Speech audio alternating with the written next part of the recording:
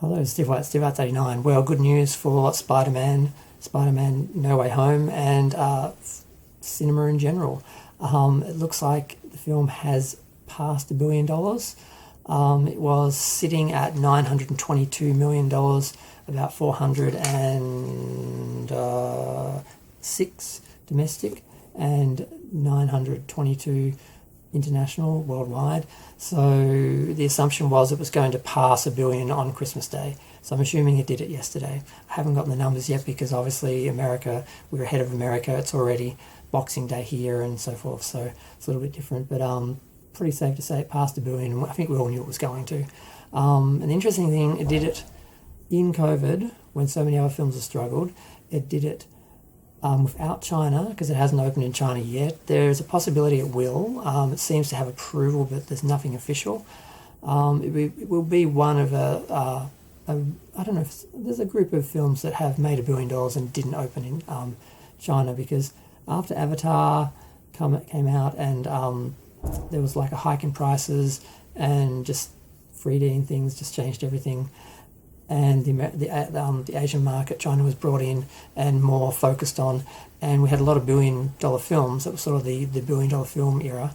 And then that sort of seemed to end with Rise of Skywalker. People thought that was going to be the last $1 billion movie because it was the last big Hollywood film before COVID. And all the ones since COVID haven't done as well as expected, as well as thought. But this one has. And like it's been like less than 2 weeks, I think, since it opened. Has it been 1 week or 2 weeks?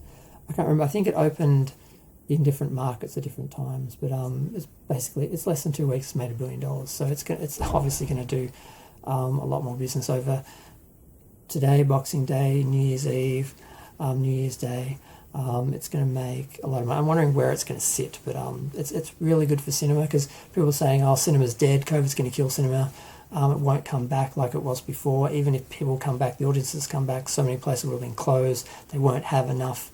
Theatres to open as big as they did before and get, basically the end of the $1 billion movie was predicted, and at least in this instance, that prediction has been wrong, obviously, and it surprised a lot of people, because people thought other films were going to do better, and people thought probably the next big film would be Avatar 2, which I think the Avatar films are incredibly overrated. I can't imagine.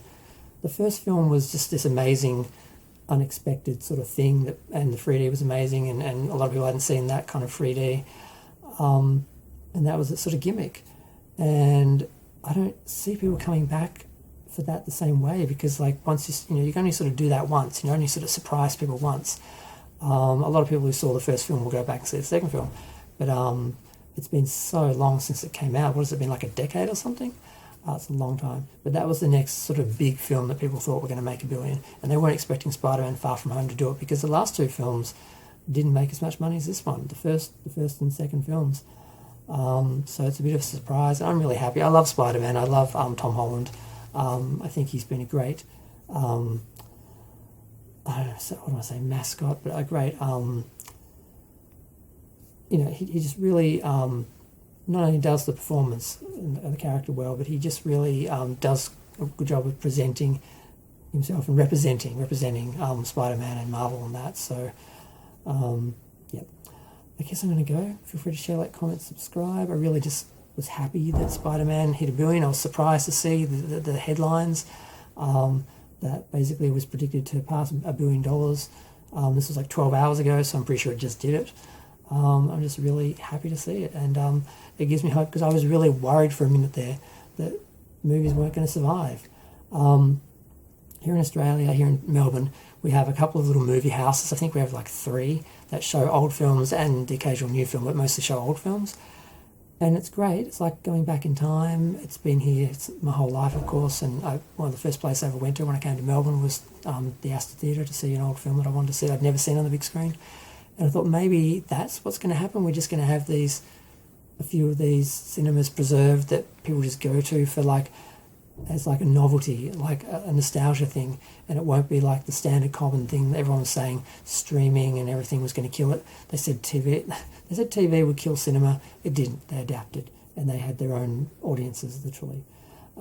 They said video would kill it. It didn't. It just changed it. They said DVD would kill it. It didn't. And they said streaming would kill it, and it hasn't. So I'm feeling fairly optimistic in general about cinema because I love cinema. My favourite thing to do is go to the movies. Like, it doesn't matter what is happening in my world, I can always go to a movie, escape for a couple of hours, and I usually come out with a totally different perspective from what I go in with. So I don't just love it, but also sort of need it therapeutically, I think. So I'm glad that Spider-Man has shown that cinema is not dead yet. And we're still in COVID, so however long it takes for the COVID wave to recede, we should see things go back to normal even more. So this is good. I'm going to go.